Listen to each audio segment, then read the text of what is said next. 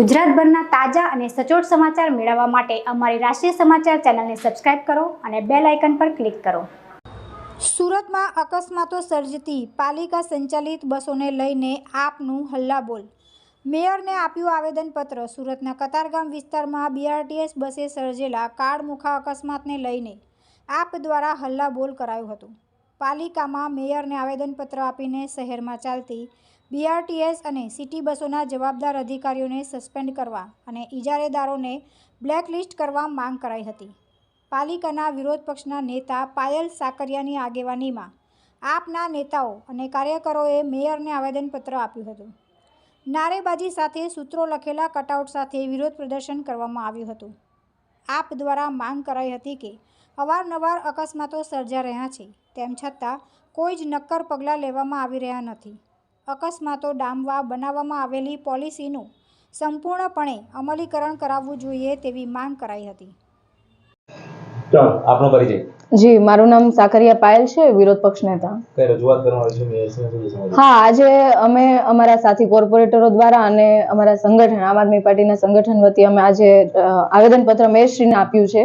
આપણને બધાને ખબર છે કે 2016 થી જ્યારથી આ સુરત શહેરની અંદર સિટી બસ હોય કે બીઆરટીએસ બસ દોડતી થઈ છે, હંમેશા લોકોની સેવા માટે અને લોકોની સુખાકારી માટે આપણે સુરત શહેરને રસ્તા ઉપર આપણે સિટી બસ ને બીઆરટીએસ બસ દોડતી કરી છે। પરંતુ ઘણા સમયથી વારંવાર માત્ર બસની જે હાંકણી છે અને શું કે અણઆવડત કહી શકાય કે પછી ખરાબ નીતિ કહી શકાય કે હાંકણીની ખરાબ હાંકણીને કારણે વારંવાર એક્સિડન્ટો થાય છે, વારંવાર લોકો ઘાયલ થાય છે, ઈજાગ્રસ્ત થાય છે અને મૃત્યુ પણ પામે છે।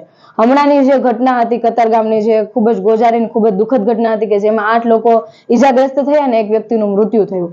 ત્યાર પછી શાસકો દ્વારા માત્ર ને માત્ર વાહવાહી લૂંટવા માટે બેઠકો કરી અને ફાકા ફોજદારીને નવા નિયમો બનાવીને એમ કીધું કે અમે આ નિયમો બનાવ્યા છે, આ પ્રમાણે હવે ચાલશે।